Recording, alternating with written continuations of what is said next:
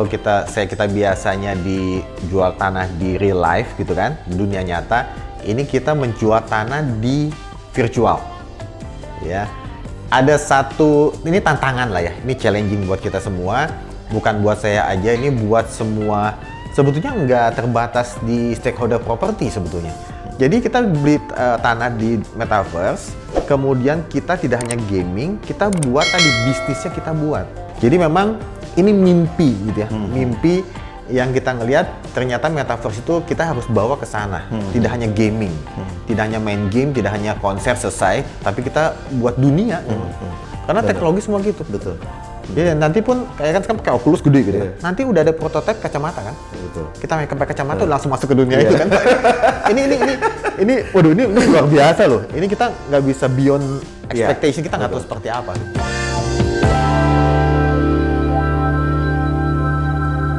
Halo Sobat Iwa, apa kabar? Kita jumpa lagi dan pada kesempatan kali ini Sobat Iwa tidak cuma berjumpa dengan saya, tetapi kita berjumpa bersama sahabat lama saya.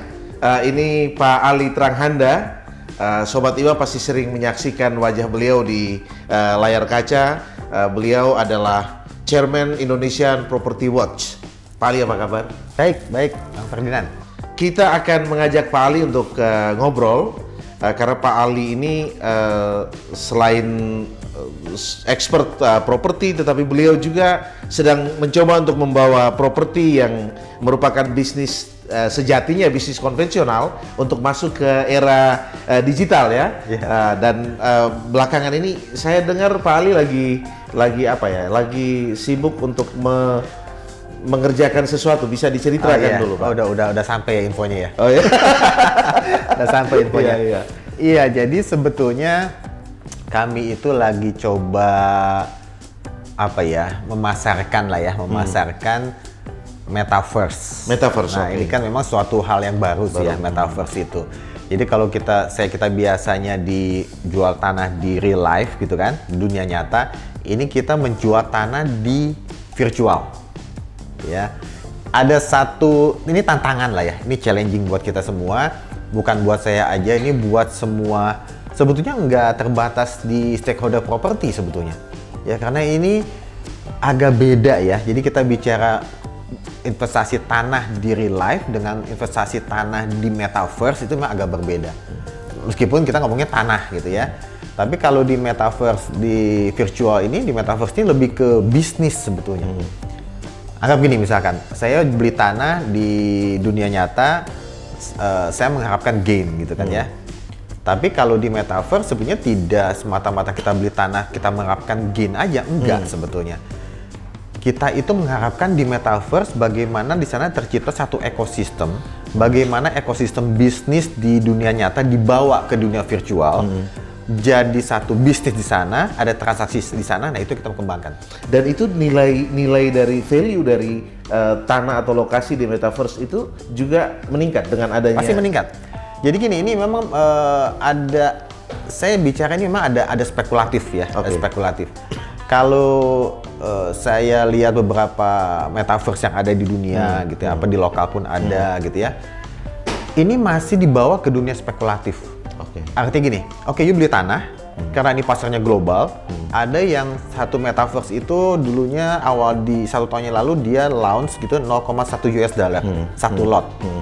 Sekarang itu udah 13, sekian US dollar, hampir 1000% loh. Artinya kan bisa 1000% itu mungkin gitu ya, tapi itu pun hanya gaming.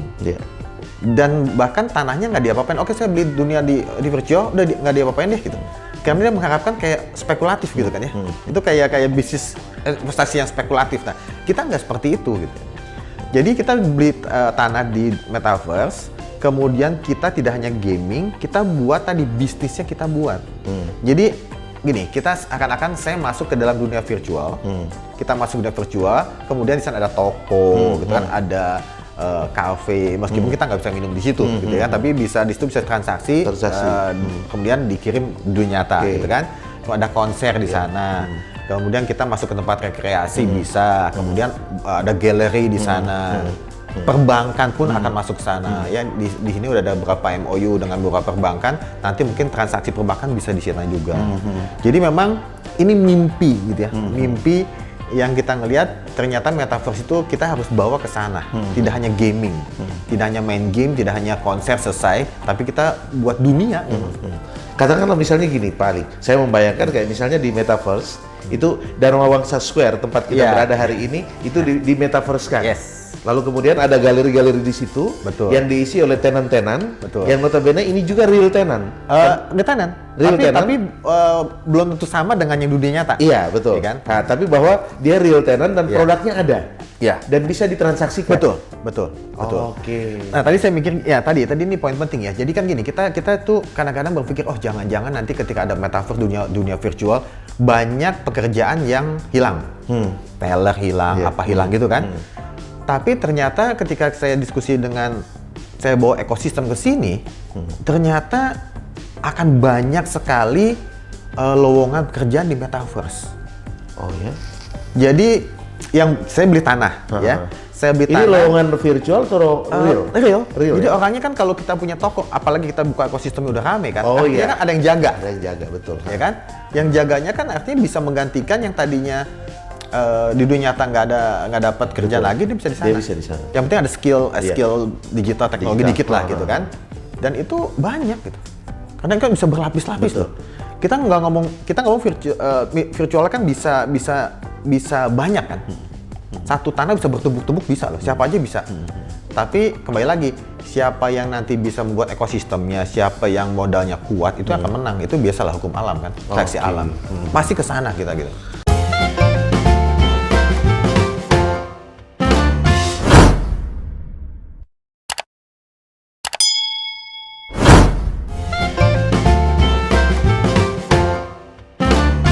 Nah, yang lagi dikerjakan ini, yang lagi digarap sekarang ini, lokusnya di mana aja, Pak Ali? Jadi gini, kita itu sebetulnya ditunjuk sama WIR ya. WIR itu salah satu perusahaan teknologi lokal, tapi udah internasional. Ya internasional.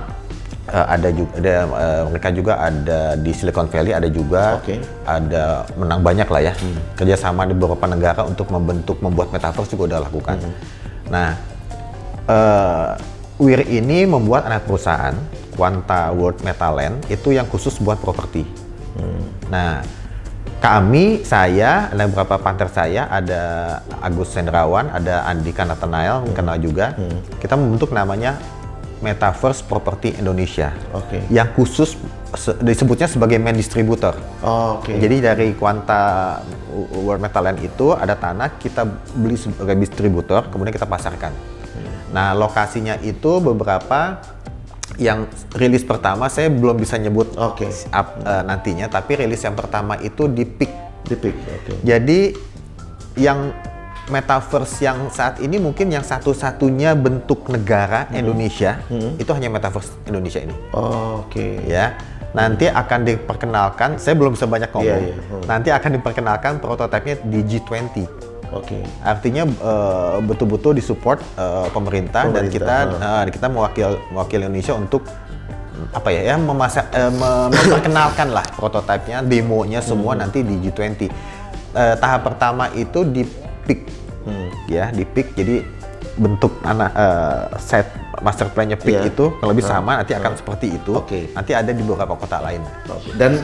Dan kafling atau space yang ada di PIK itu yang kemudian dipasarkan. Iya. Mungkin ya enggak persis sama ya. Karena beda kan. Karena kalau yang di kita itu 1x1 lah, 16x16 meter, mungkin enggak terlalu sesuai lah. Tapi bentuk tanah segala macam bentuk ini jadi semuanya miniatur lah ya, miniatur dari PIK. Iya. Dan itu siapa saja boleh beli ya? Boleh, siapa aja boleh beli. Pak Ali, itu metaverse ya. Kalau kita bicara real property, yang konvensional ini, ada nggak dia punya pengaruh? Katakanlah misalnya pengaruh yang positif, jadi kehadiran metaverse yang juga dikonekkan dengan real property. Apakah ada dampaknya pada sektor properti Indonesia? Iya, sebetulnya sih mungkin secara langsung sih ini agak berbeda sebenarnya Iya. bisnisnya, ya kan? Tapi apakah nanti saya yang tadinya beli di investasi di tanah itu akan beralih ke metaverse? Kayaknya enggak. Kalau saya tambah, iya. Iya. Saya beli tanah di metaverse, saya beli tanah di real life, kemudian saya beli lagi Komplemen lah. komplement. Nah, karena di metaverse itu kayak second life gitu Iya, kan. betul. Second life kita di sana, tapi tanah yang terbatas di dunia nyata itu tetap ada. Tetap tumbuh. Iya. Jadi ada orang takut ini jangan-jangan enggak kok, enggak. Ini suatu dua hal yang beda. Ini tuh investasi. Iya. Investasi betul bisnis gitu Iya. ya. Kalau tanah ya tadi karena kita tinggal di sini gitu. Kita bisa merasakan kalau di sana kan belum secanggih itu gitu ya. Kita sampai bisa tidur di sana kan enggak Iya, juga gitu kan. Nah, tapi ini salah satu bentuk investasi alternatif lah. Iya. Tapi saya pikir kalau dari apa yang Pak Ali sampaikan tadi, rasa-rasanya pengamat properti Indonesia yang expert di real property dan meta property Iya. sepertinya Pak Ali sudah siap ini. Iya, pokoknya kan saya itu prinsipnya semua yang specialized yang berbau properti, Iya, betul. kita akan coba dalami lah gitu kan ya. Karena tadi ya kalau kita bicara pengaruh medsos gitu ya, itu kan mungkin secara di properti hubungannya ada di promosi segala macam ya. Nah ini apa ya, kemajuan teknologi itu siap tidak siap mau tidak mau kita akan di situ kok. Betul. Nah, Ya kan? Ada yang bicara itu, Pak, ada beberapa quote gitu, bukan wacana lah, ada kayak orang bilang kita harus berubah gitu kan. Tapi ketika dia mau berubah, ini teknologi udah cepet nih, dia nggak mau. betul. Karena yang sekarang itu betul-betul tahu teknologi itu Gen Z. Iya. Gen Z dan Alpha, Beta segala macam gitu kan. Jadi yang orang yang kayak kita lah gitu kan. Generasi yang agak tua dewasa ini belum ke sana gitu loh. Jadi saya mau coba, kenapa sih kita nggak? Karena kita kalau kita harus berubah ya, berubah itu dalam arti teknologi pun kita mesti ikutin. Mau tidak mau. Ya mau tidak mau ke sana kok. Ini 5 atau 10 tahun lagi kita akan rasakan betul-betul metaverse ada gitu kan. Dan metaverse itu sebagai salah satu, menurut saya salah satu saluran distribusi. Dulu kita flashback dikit, dulu konvensional, brosur segala, udah beralih ke medsos ya, ada Facebook, IG, YouTube, apalagi TikTok ya. Itu masanya akan terus jalan tuh. Betul. Nanti mungkin semua akan mempromosi, mengkomunikasikan propertinya di metaverse. Siapa yang betul. tahu? Karena teknologi semua gitu. Betul. Ya, nanti pun kayak kan pakai Oculus gede gitu. Nanti udah ada prototipe kacamata kan? Betul. Kita pakai kacamata udah langsung masuk ke dunia itu kan. Waduh, ini luar biasa loh. Ini kita nggak bisa beyond expectation, kita nggak tahu seperti apa gitu.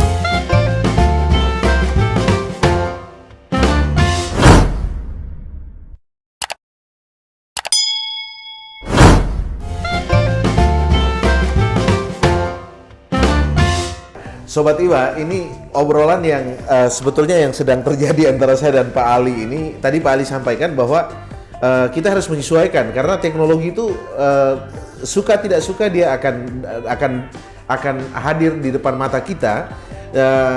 Bagi orang yang kurang beradaptasi mungkin dia akan terlambat karena tidak bisa beradaptasi.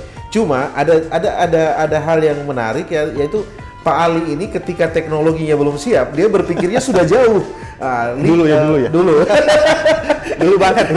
7-8 tahun yang lalu, 7-8 tahun yang lalu tuh obrolan kami sempat Pak Ali sempat menyampaikan bahwa bagaimana kalau kita bikin properti expo itu di virtual begitu. Hanya ketika itu mungkin teknologinya belum siap ya. Belum siap. Iya, dulu itu idenya gitu, betul. Dulu itu kita masuk, kita mau buat pameran properti sama kayak metaverse sebetulnya. Betul, sebetulnya idenya dulu belum ada metaverse ya, tapi idenya gitu. Oke, saya ke pameran itu ada stand booth-nya gitu kan, ada kita bisa tanya-tanya kayak gitu kan. Cuman belum mampu. Iya. Kita dulu buat seadanya. Ya. Seadanya. Tapi kalau bicara siapa yang buat properti expo virtual pertama kali, itu kita. Betul. Itu karena ketika itu belum ada yang lain berpikir ke sana. Meskipun kalau kita lihat kayaknya lucu ya. Lugu bener tuh ya. Tapi udahlah gitu kan. Jadi sebetulnya embrio dari metaverse itu sudah dari 7-8 tahun silam, yang bahkan Sobat Iwa pendiri Facebook saja baru menggunakan istilah meta itu baru belakangan ini sehingga kita lihat kalau di Facebook logonya sudah ada logo meta, dan itu sebetulnya metaverse kalau Sobat Iwa membaca dari literatur dan itu sebetulnya itu identik dengan dunia virtual. Nah, virtual sehingga apa yang tadi Pak Ali sampaikan itu dan respon bagaimana Pak Ali kalau sejauh ini?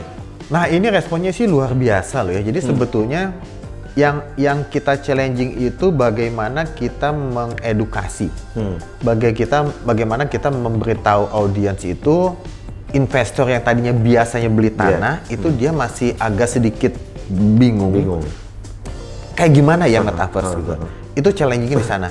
Kalau yang satu hal yang saya ikuti waktu awal-awal kripto mulai muncul itu kan ada kekhawatiran soal security, keamanan. Betul. Nah, kalau di metaverse sendiri bagaimana? Kalau kita beli tanah di metaverse itu sebetulnya di sana nggak ada polisi. Oke. Ya kan? Jadi nggak ada polisi, tapi kalau kita bicara kepemilikan, itu kan kita pakai blockchain, pakai NFT. Ya, NFT itu paling aman sudah. Paling aman, udah paling aman. Itu kalau orang yang paham kripto, mestinya dia tahu bahwa blockchain itu paling aman. NFT itu spesifik. Betul. Yang bahaya bukan bahaya ya, karena saking spesifik dan privasinya cukup tinggi. Ketika hilang itu, udah nggak bisa dicari lagi gitu. Betul. Makanya kalau kita beli NFT, tulis nama NFT-nya atau segala macam kode-kodenya, masukin berangkas, tutup. Jangan sampai hilang. Udah hilang. Kan ada kasus kan, ada kasus dia punya NFT banyak, kemudian hilang, lupa, hilang tuh ratusan miliar dia. Betul. Begitu. Ya, Sobat Iwa, ini menarik. Ini kayaknya waktu kita tidak cukup panjang untuk obrolin tentang metaverse. Pak Ali, kita sampai di penghujung obrolan kita dan mudah-mudahan Sobat Iwa bisa menangkap apa yang disampaikan dalam durasi waktu yang tidak begitu panjang ini. Tetapi tadi Pak Ali menyampaikan rasanya bisa ditangkap ya apa yang disampaikan dan kita akan bertemu lagi di kesempatan berikutnya. Pak Ali, saya punya satu pertanyaan singkat. Pak Ali jawab secara cepat saja. Apa? Saya jadi bingung. Habis bicara metaverse. Dia bingung, saya deg-degan ya. Tanah real atau tanah virtual, Pak? Tanah real. Tanah real. Tetap ya? tanah real. Kenapa, Pak? Tanah real itu saya mikir dua sebetulnya. Ini soalnya lagi jualan metaverse deh. Iya, tapi saya tetap tanah real itu butuh. Tanah real itu karena terbatas ya, kita ada di sini kita bisa nikmati. Dan ada kebanggaan. Tapi untuk next saat ini ya, untuk next 20 tahun, 30 tahun ketika saya masih di sana, itu mungkin tetap tanah real, tapi ada beda apa ya? Jadi ada sedikit transformasi ke dunia virtual. Karena semua akan masuk ke sana. Tapi kalau ditanya real atau virtual, saya tetap real. Real ya, oke. Nah, virtual barangkali komplement ya. Komplement. Sama seperti investasi juga. Betul. Ya realnya yang real ya virtualnya di komplement. Betul. Oke, Sobat Iwa, terima kasih Pak Ali. Kita sudah ngobrol selama kurang lebih sekitar 20-an menit dan saatnya kita akan pamit.